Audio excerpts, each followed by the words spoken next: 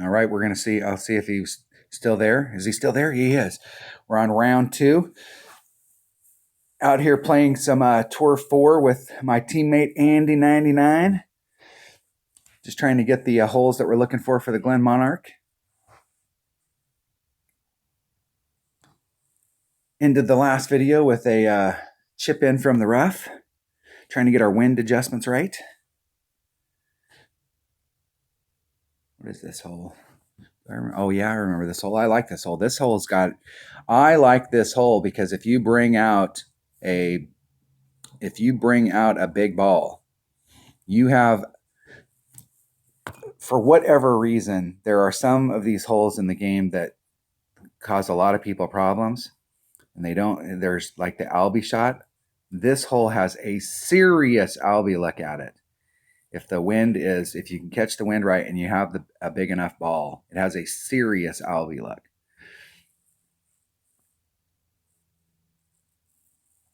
And with that big topper and the katana, you should be able to get up in there into the area. It's like the 3rd shadow up. You want to be somewhere between the 3rd and the 4th shadow up.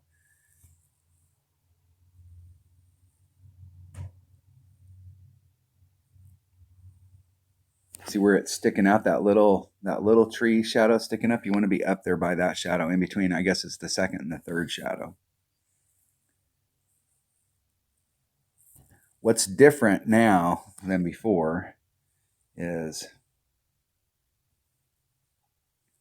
I've got an extra mile 9, so I haven't played this with an extra mile 9, so the top spin distance is different. I don't need that much top spin. The curl is more important, and we're going to try and get into this window on this side right here.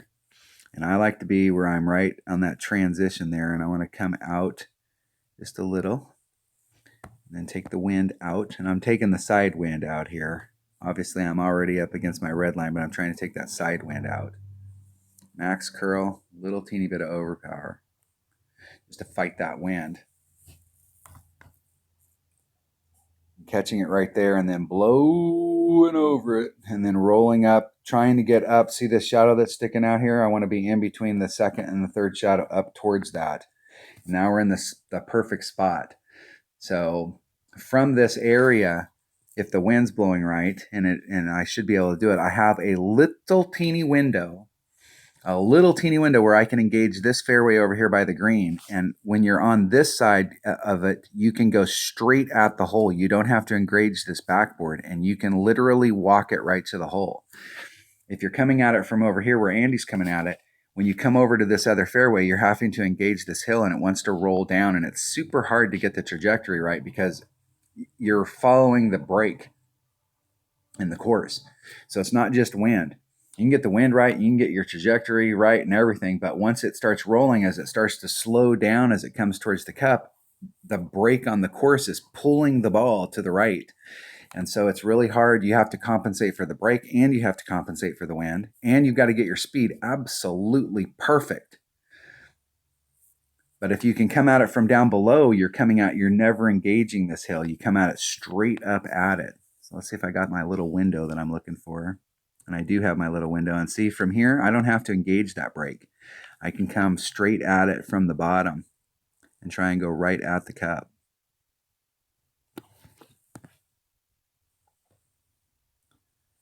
Let's see if I can get this right.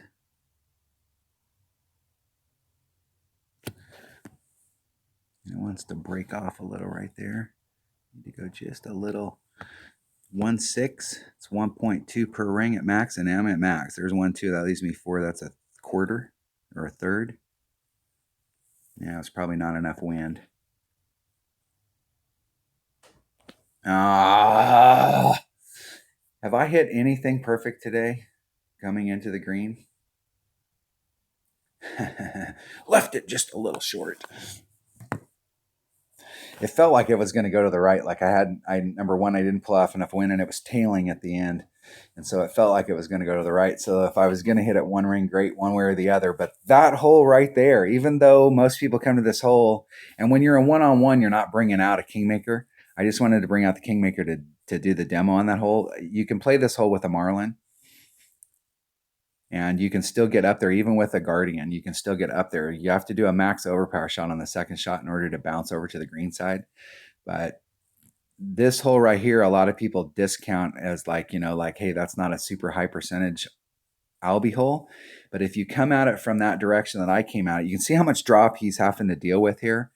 If you come at it the way Andy came at it, and I see most people, even in tournaments, that's how they play it. They come at it from that direction. You've got to deal with that break, and you've got to get it all absolutely right. Absolutely right. Excellent. To get that sucker in the hole. But if you come at it from the lower side down there and you've got that little teeny window, you can go straight at it without having to engage that hill. And it is this whole, it's not that it's that you're going to get an Albie every time you come to it, but you have a serious chance at Albie. That's what I like about some of these par fives like this. If it's all about the angle that you come at it. And I think most people that play Ricky aren't thinking about the angle, especially if they watch, a lot of the players, a lot of the streamers that are out there that really are focused on Masters and Expert. They come out at the beginning of the week and they show some stuff for Rookie. Like, oh yeah, you play it this way and you're golden. But when they're playing Masters and Expert, they're super critical of their angles and like how it rolls in when they're coming in out from one side to the other. And we have the same situation going on in Rookie. It's really important that we think critically about, like, when we come in from, if we come in from this direction, like, what does that look give us? I know sometimes if you watch my stuff on a regular basis, it's like it's semantics and it's like, oh yeah, you're still out there in a thing. And in many cases, you're absolutely right. I'm just out there in a thing, but I changed my angle coming at it. And if I'm not getting the results that I want on a hole, I'm gonna change my landing spot, or I'm gonna change some stuff on that hole so that I'm if you keep doing the same thing over and over again, expecting a different result, then you're that's insanity.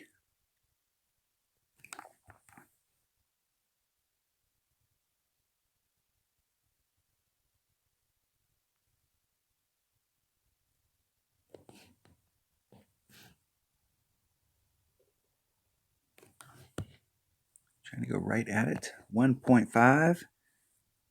One ring pull. 1.5 ring pull. 100% accurate club. Let's see if we can hit this perfect. Oh, and we hit it great to the right, which means I will end up to the left and a little short.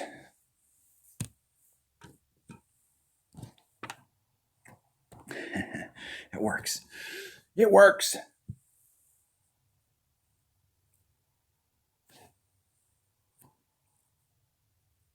We're playing some more, Andy? Have you had it? I keep saying that I'm going to ask if they're okay on coins, and I keep forgetting to ask. And I think Andy's okay on coins with the amount of games he's played. He's an experienced player.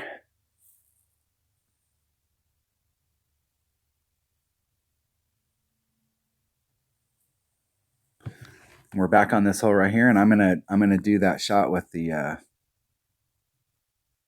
big topper again. I do believe that I need to bring out a kingmaker on this. I think it was a kingmaker that we were using. Andy's doing the shot over to the side again. Let's see how many coins. 580 million coins, 14,000 games, 7,000 wins. So what you do, if you ever want to find out like where somebody's playing, like what their main thing is you take the 500, you take the amount of coins they won divided by 2. That's how much they've won. Because they had to put in half of that amount. So you figure that how much they've won. And then you divide that by how many games they played, and that'll give you a number. And then you round that up to the next tour. So like if the number comes out to 165,000 per game that they've won, then they've been playing most of their games in Tour 8. If it comes out to 75,000, then they've been playing most of their games in Tour 7. And it'll kind of give you an idea of where they play most of their games. So let's try this. Let's try this again. Let's see if I can remember where the shot is. Last time I was off on here by the sand. I'm going to come right there at the transition between the rough and the sand. That wind is problematic. It's a 2-ring pull. Much side spin as I can put on there. Let's see if we can do the hook this time and not forget.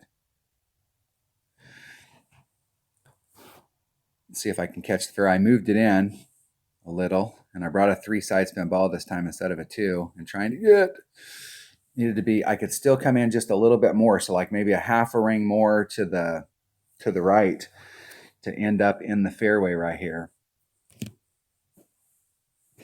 Because you can get up right up here into this tip of the fairway, and you have a serious look at albatross if you can end up in the fairway right there. But the only way that I found that you can do it is to do the max overpower hook. And if you bring out an apocalypse, especially if you have an Apoc 5 and you bring out a ball like that, you may be able to bleed it where it bounces over and you can actually get through that rough, but you may have to watch your topspin. It's going to be one of those things where you have to dial it in.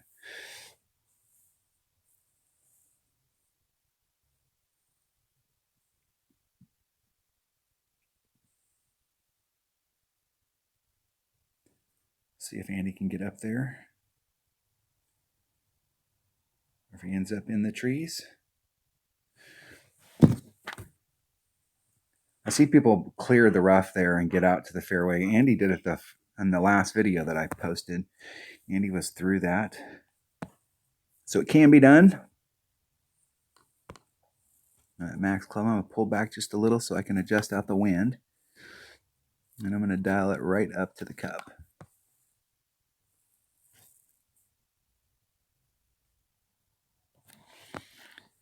It's 2.0 per ring. And I'm going to do a little bit of an adjustment. I'm going to do a 2-ring pull. I'm going to do like a 10% adjustment just because I'm going against the headwind. Try and hit this perfect. And I hit it great to the left. But if I was going to hit it one way or the other and still have a shot, great to the left is it, because then it engages the break. But if you hit it great to the right, it's on the flat and it'll go to the right. And it's short there because of that headwind. Get in the hole.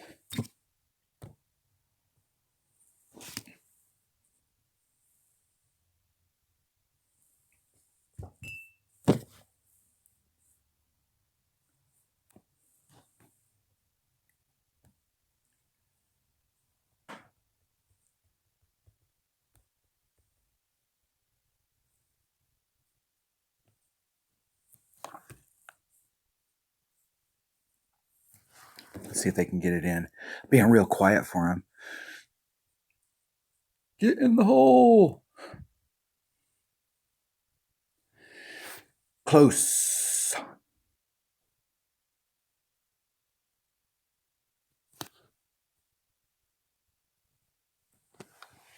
We'll miss my putt. Force a shootout.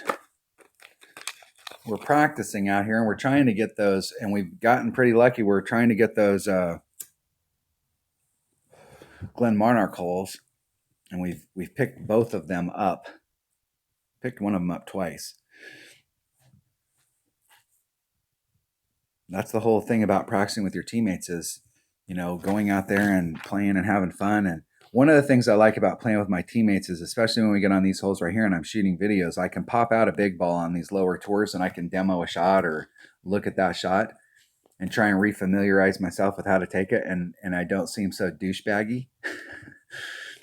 Because normally I play in these lower tours exclusively with a Marlin. Like if I'm playing one-on-one, every now and then there's a couple holes out there that I just know from playing that hole so many times that the way to go at it is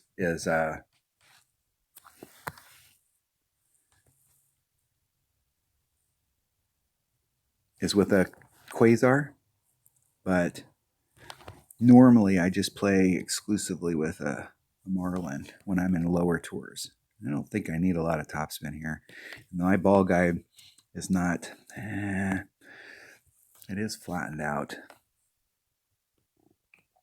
I don't think I need a lot of topspin. I'm going to put on 3, and that's probably way too damn much. That is way too much. 3, 4. That's about a little over a ring and a half. Hey, And I have to snap this off, and I couldn't grab the ball. I have to snap it off because I was running it. I don't even know how I got that shot off. That's twice I've ended up shanking that shot and ended up in the rough right there. You can do the bounce over, but I do not. I played this tour, this hole, when it was in whatever the heck it's in right now. Is this in Tour 9 or Tour 10 from the second tees? And man, I think this was in Tour 9. That means that this hole used to be in Tour 4 and Tour 9. And I hated that bounce over shot. So, because it was so easy, especially when you're dealing with any bit of headwind, it was so easy to end up in the water, in the rough. What's up, Buster? You been sleeping?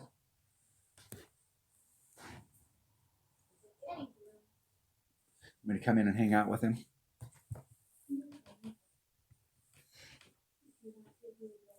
Okay. I can do that. Not yet. I will. We got a new puppy. So we have an infant in the house. My wife and I don't have kids, so it's like having an infant in the house. We've got an area set up for him. We're trying to pad train him so when he's in the house, if we're not home or something happens, he's using his pad. And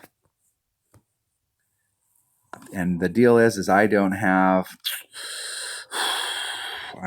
have a club, a bag with my big dog in it. There is no way I'm going to be able to get over there with my big topper. And you really need to have a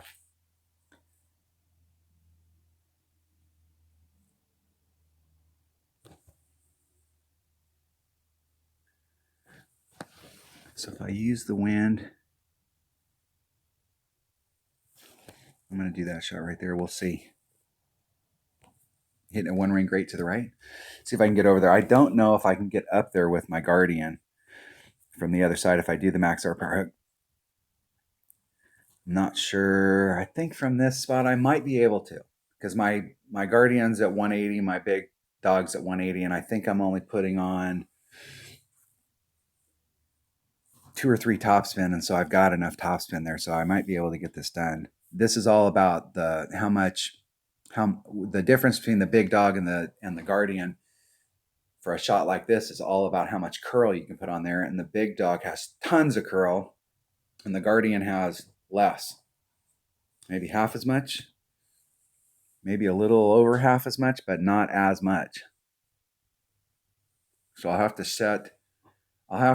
set the shot up exactly like I do with the big dog, maybe a little bit into the right. We'll do a max overpower hook shot here and see if we can just get up there so that we're in pitching distance.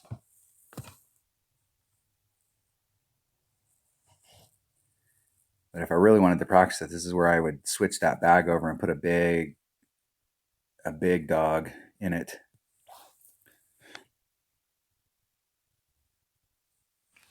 Okay, see this ball marker right here? This ball marker is the mark. So we want to go towards that ball marker, and I got a Guardian. I'm going to put on all the topspin, trying to get it out into that range. I'm going to come, I know this club doesn't have as much curl on it, so I'm going to come in just a little, maybe 1 ring in on it. I'm going to take the wind out. That's about a 2 ring pull.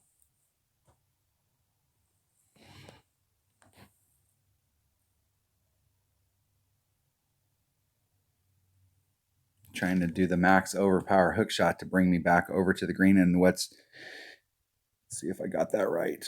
And that's about where I would end up, because the big dog's got more curl. So the thing is that it can cover the swing and end up on the green. And if you end up on this green a little at the top, it'll drift, because there's a backboard here. It'll drift down towards the cup. But you can still get it done with a 3-power ball and a Guardian. But the deal is that typically in one-on-one play, this is just a birdie hole. And Normally in one-on-one play, I would go to the right, but you can go either way, whatever way you want to go. The thing about going to the right is if you go to the right, you're trying to stick it on that little fairway pad, and you have got to stick it on that fairway pad.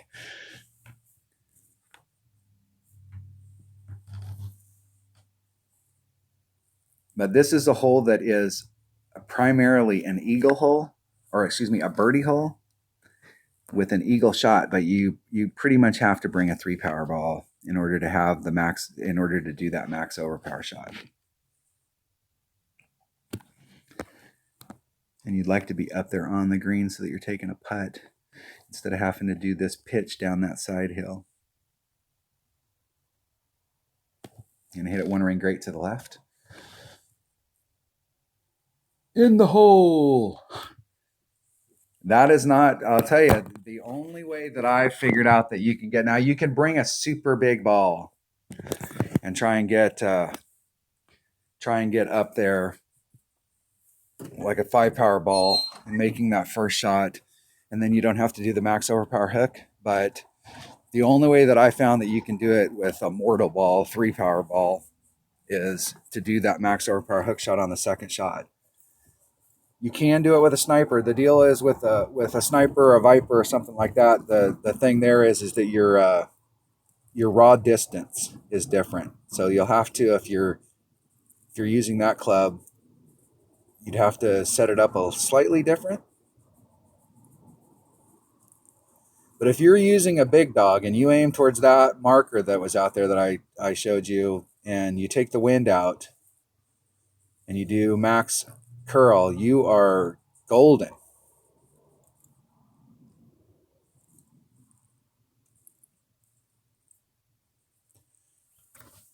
Good game.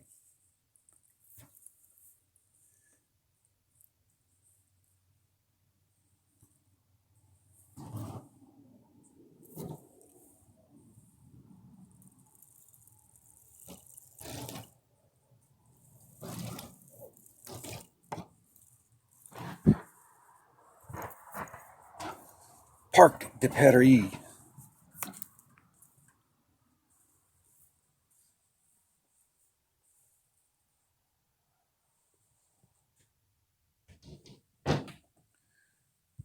What is this hole? What is this hole? Marlin.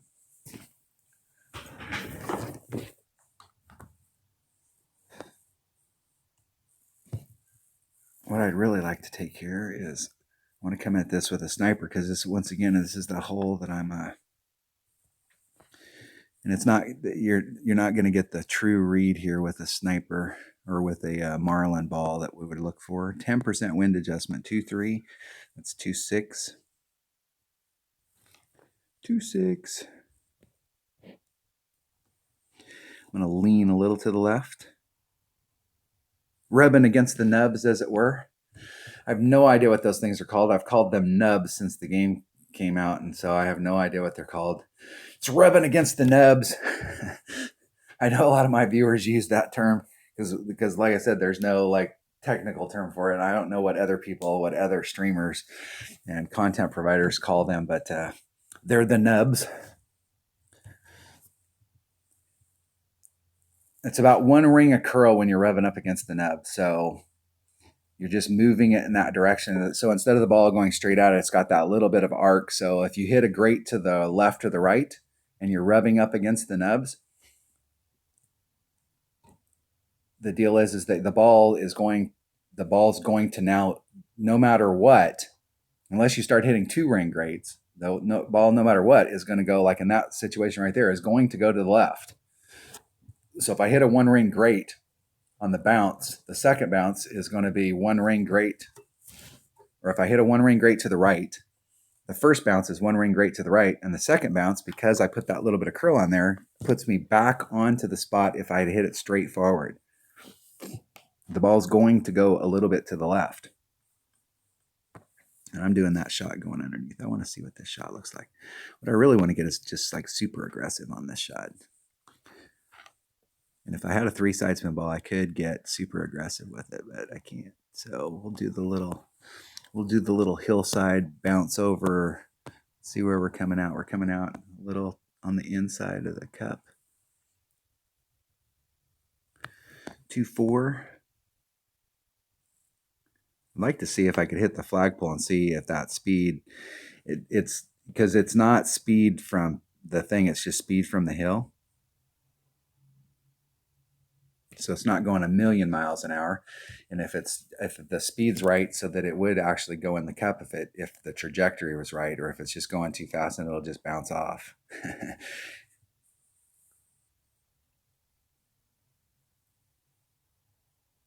Next time we get on this hole, I'll come at it from the other side just to show that shot, just for those of you that don't have both. That way you can have both of those shots in your bag. So that's shot number 1. Not a lot of movement. Don't have to do a lot of things special. You can just get your ball up there and go to town. You got more reach to this fairway than you do to the other fairway. So the other fairway, trying to do the bounce over here and bouncing it up and getting it up there is probably the hardest of the 3 shots, as far as like trying to get up to the cup. Your chances of picking up the eagle here or the albie or whatever it is on this hole are pretty low percentage from over here. Even on the max backspin curl side spin shot, it's grim. Any way you come at this hole, I think it's probably grim. It's a tough pin placement.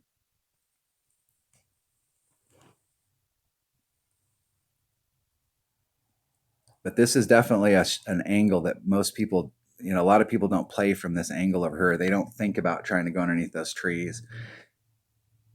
And it's not always the preferred way to go at it, but it's having those other shots in your bag so that when you come to these holes, you've got multiple different ways that you can come at it. So it doesn't really matter which way the wind's blowing. You just pick the way that the wind helps you the most. Hitting it perfect. El Perfecto, which is good. I don't ever want to get good at long putts. I want to get good at not having to take them.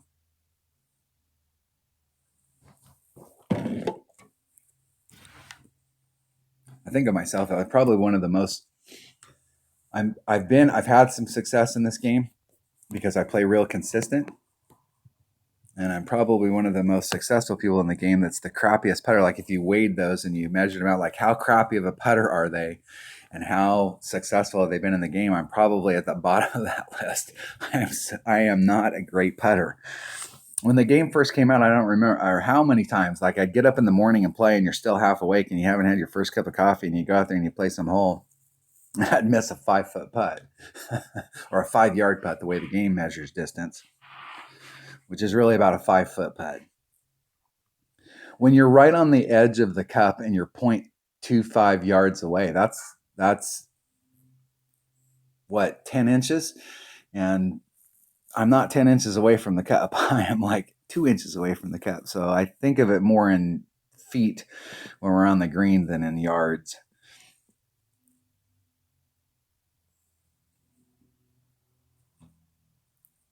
See if Andy can get that. Is he doing the bounce over? Last time we were here, he did the bounce over. This time he's doing the rough bump. The rough bump is definitely the way to go. Nice shot. Nice shot. Nice shot, man. Last time I came here, I had a guardian, I think. Do I have a guardian this time, or I have a sniper? Yes. All right, with my sniper, it's 1.2 per ring. Very little movement to the cup. Which way's the wind blowing? 1.2 per ring.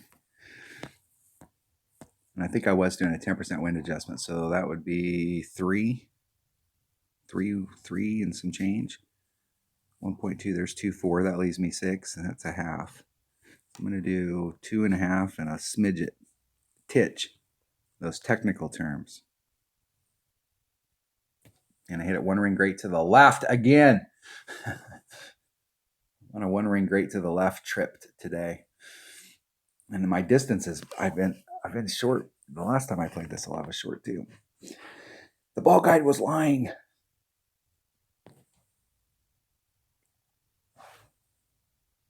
How much time we got on this video? We're only about halfway in. Let's see if they want to keep playing. All right, Andy is in a playing mood.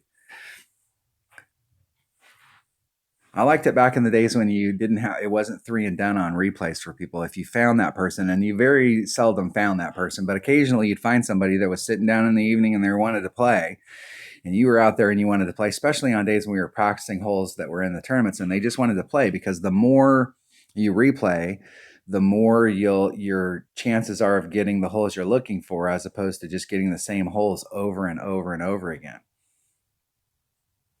This is another hole that a big dog as your secondary club is key. Because if you have a big dog as your secondary club and you can get the drive right, you have a shot of getting up there and getting your eagle. This is another tough hole. It's a tough hole just to get an eagle.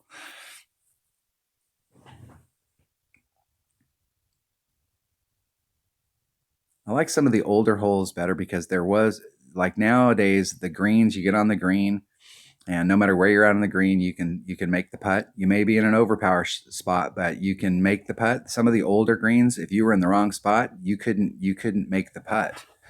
And so it taught you to get closer to the hole. And some of these older holes are really hard to pick up, to get that shot. I'm going to bring a Kingmaker, or a Titan, the king of balls.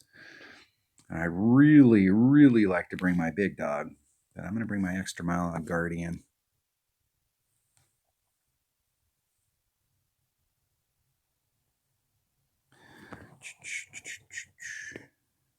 I can remember how to play the hole.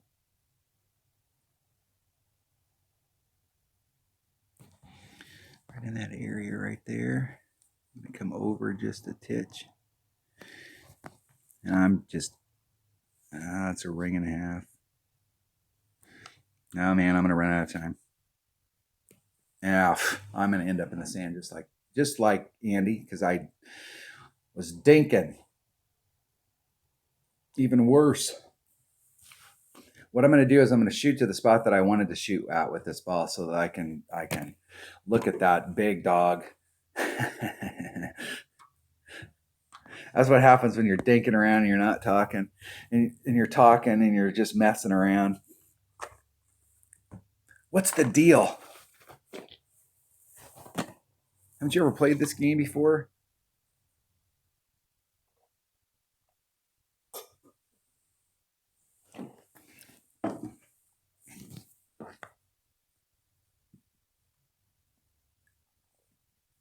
This is definitely one of those holes that's one shot at a time.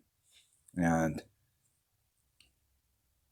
you can nail that drive, but the second shot is no walk in the park, even if you've got the right stuff.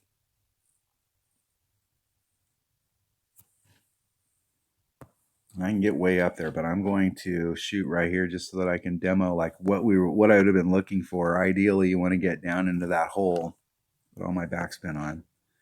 Yes, that is a ton. That's probably, on most clubs, that right there is probably 5, maybe 6 backspin. I mean, that ball stops really quick with a Spitfire and doesn't bleed forward, because those bounces, like, you can go back and rewind right there and look at how high the bounces are with the Spitfire. So any backspin at all, it doesn't have a lot of forward momentum. And if you put topspin, if you put all the topspin on a Spitfire, and you're stretching it out like that, you're stretching out how high those bounces are, and you can get a little bit of forward roll. But the Spitfire is not one of those clubs where, like some of these clubs, the trajectory from bounce to bounce is fairly low. So most of your power is still going in a forward direction, and you'll get a lot of run out with the topspin. The Spitfire is not like that. The Spitfire, they hit so high that each successive bounce, you're losing a ton of power, and it comes to a stop pretty quick.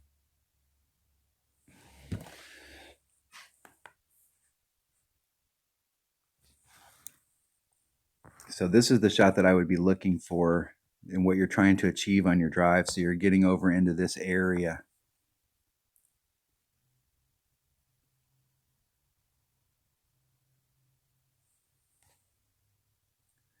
I like to leave myself about 2 rings, and I need to put on a little bit of backspin there, but it's going to fall off the backside.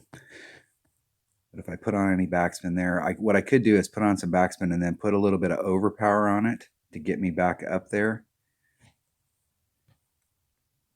But we're going to try to be finesse. We'll try and finesse it. Hitting it perfect. And see how much bleed out I get.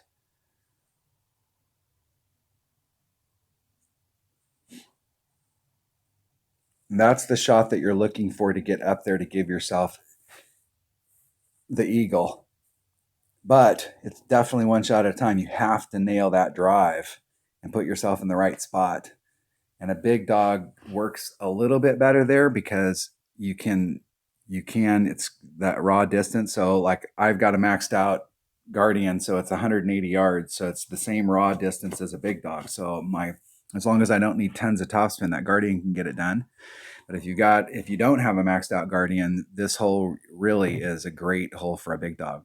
If you've got your Guardian in your bag and you're on this hole,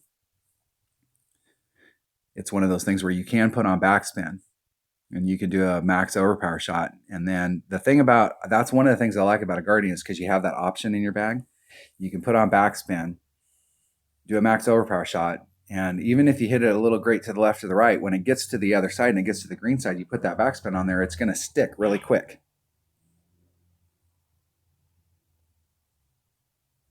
See if Andy's going to be able to continue playing or if he's going to get booted. I think he's going to get booted.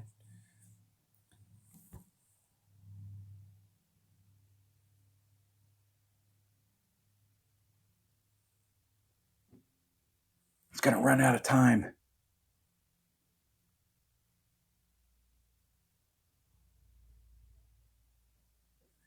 Winner, winner, chicken dinner.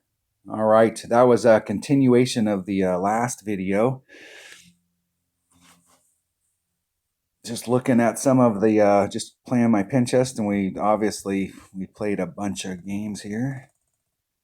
Open up those chests. All right, that was a little bit more T4, looking at the Glen Monarch holes and trying to pick up some of those holes for the tourney and bringing out a little bit bigger balls than normal T3 play, T4 play. Thanks for watching. Hopefully that stuff will help you guys out, and have fun this week.